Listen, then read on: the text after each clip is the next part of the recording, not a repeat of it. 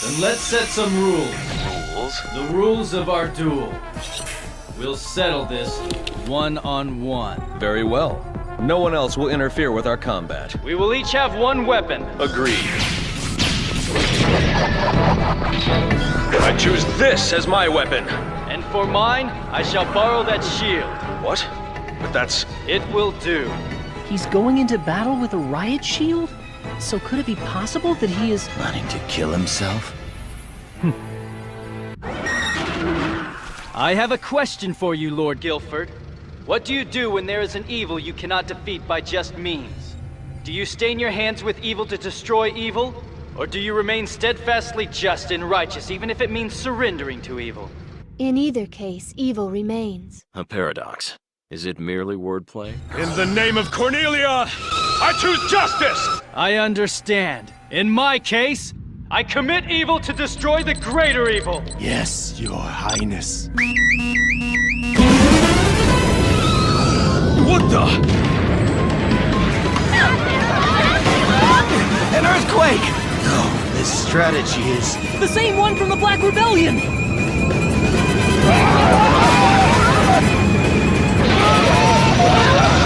Infantry Unit 12! Go to the control room on level 4! Zero's men are in there!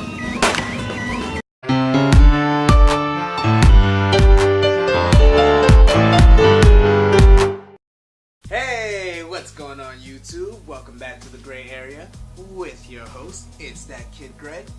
Now that things have finally started to die down a little bit, I figured it was the perfect opportunity for me to talk about the elections. What happened, why they happened, and what happens next. So, without further ado, let's jump right in. So, Donald Trump won.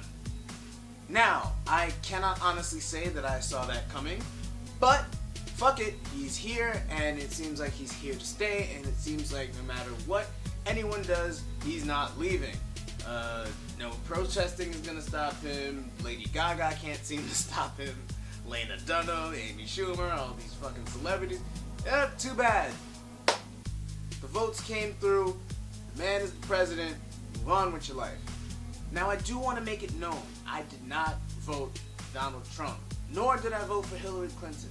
No, my vote went to Jill Stein, which granted is pretty meaningless considering I live in New York, but I voted for Jill Stein not because I thought she had a chance of winning, but based on principle, which is one of the main reasons I think Trump won the election. Principles, strangely enough. Now the thing is, if you looked at the people who were voting for Hillary Clinton in the general election, you'll notice that not many of them were excited. Not many of them seemed happy to vote for her.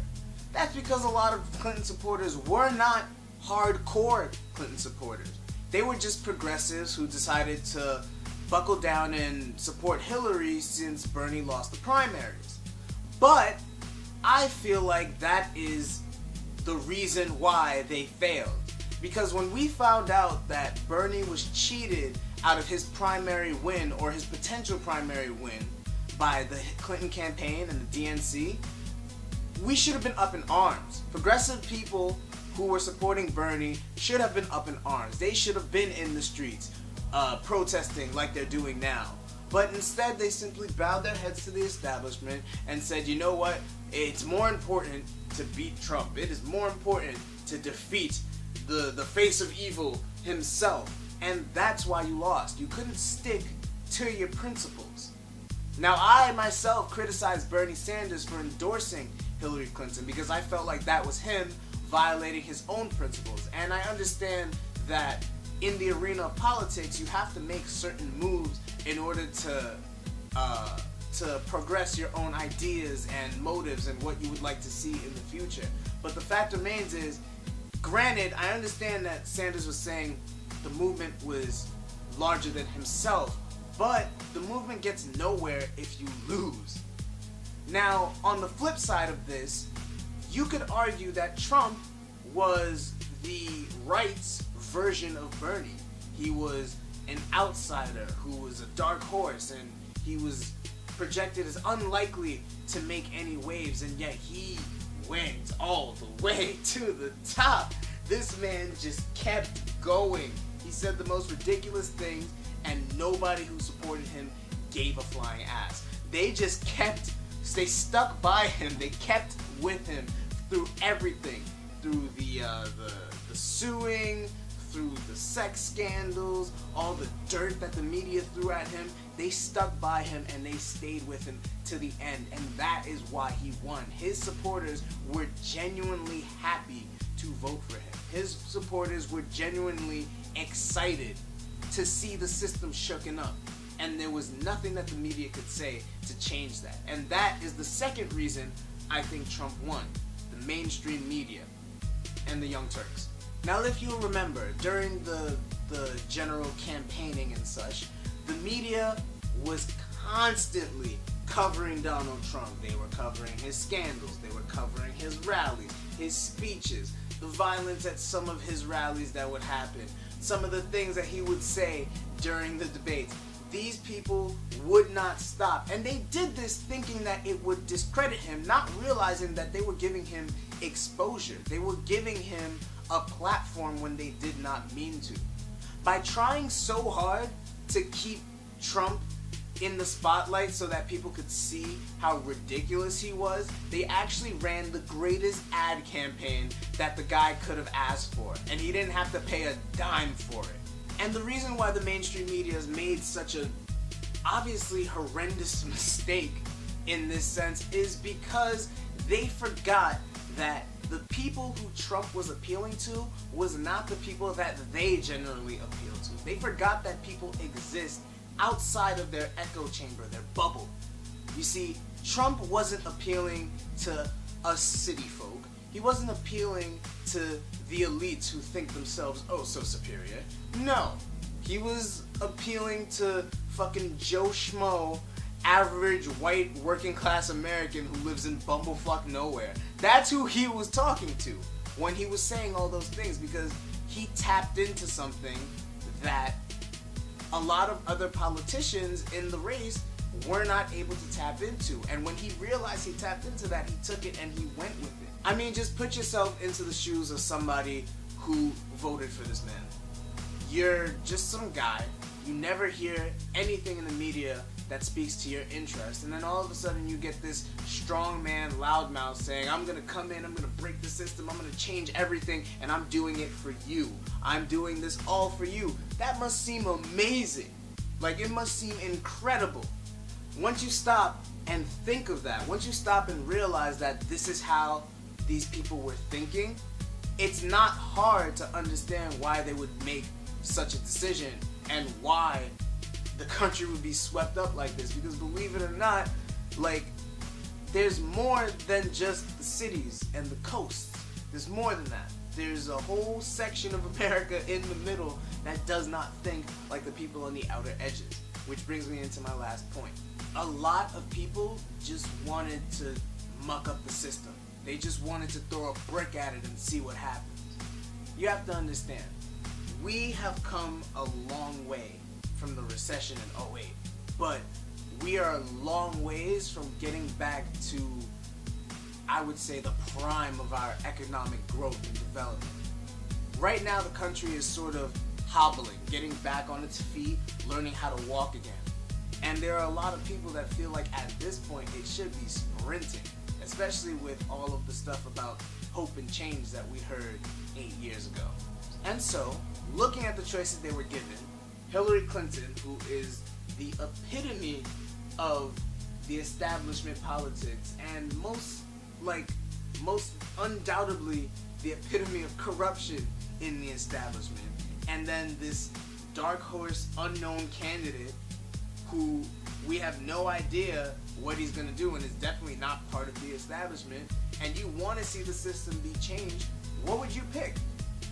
Because a lot of Americans picked the latter of those, because they felt that, surprisingly enough, having an unknown who is not bound to the underhanded rules that the system has been playing with, they felt like that was their lesser of two evils. And I think that's a big thing that the media really isn't talking about, that I haven't heard anybody really talk about. That a lot of Trump supporters saw him as the lesser of two evils. And that should speak volumes to how crazy the country has gotten in terms of the establishment having full and unbridled control of pretty much everything. And there were some people, at the very least, who saw him as a necessary evil in order to force change upon the system. By voting in somebody who wasn't part of the system itself has to change in order to adapt to such a thing. And people saw this, and in fact, I would argue that Obama tapped into that same vein back in 2008. If you remember, Obama ran on the platform of hope and change. He talked about how he wanted to make the government that he ran under his administration the most transparent of all history. And that's not what we got at all. And so Trump, surprisingly enough, was able to tap into that same sentiment, except the people he was appealing to is not the same people that Obama was appealing to. Thus, their ideas of hope and change are much different than the ideas of hope and change that people voted for back in 2008. But he was able to tap into that vein, and that vein is powerful, which is why they were able to cap the victory in this scenario. And we can talk you can say whatever you want about the Electoral College, but I really think that that is how Trump was able to garner so much support. And the fact that Democrats and the mainstream media and the establishment are all panicking and flipping out right now should be proof of that. Trump tapped into something very powerful, and they thought that they had it, and they didn't. They lost it before they even realized it. And this just goes to show how out of touch the Democratic establishment and the mainstream media has come with the American people. The fact that none of the polls were able to reflect this groundswell of anti-establishment sentiment is astonishing to me. It makes no sense other than that they were only polling with people that already agreed with them. Otherwise, it would have shown that Trump had much more support than people thought. And you could see this with the rallies.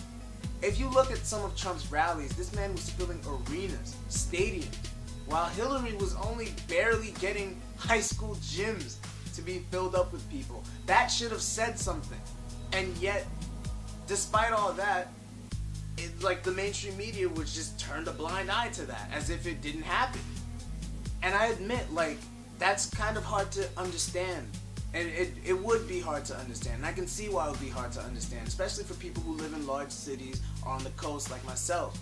It's mind-boggling to think that an entire section of the country could think so differently from you, especially when you're surrounded by, in my case, millions of people who think fairly similarly. And now, while some may cry about progressive policies being lost and how we have people in the streets calling for revolution, may I remind you that it was not too long ago that you all were worried that it would be Trump supporters rioting in the streets and calling for revolution. As my good friend Destiny so eloquently put it, everyone let the man that they hated so much have such a hold on them that they became exactly what they were trying to fight against. And that's my biggest issue with this whole lesser of two evils idea, and pretty much this whole election in general. No matter what you pick in terms of the lesser of two evils, you still end up with evil. It's a paradox. So to all of you out there who are upset or protesting or angry, I ask you to, before you go out there and call for revolution and call for arms and all this other crazy stuff, look yourself in the mirror and ask if that's who you really want to be. That's who you really want to recognize yourself as. That's what you want other people to see you as the usurper, as the underminer of the democratic process.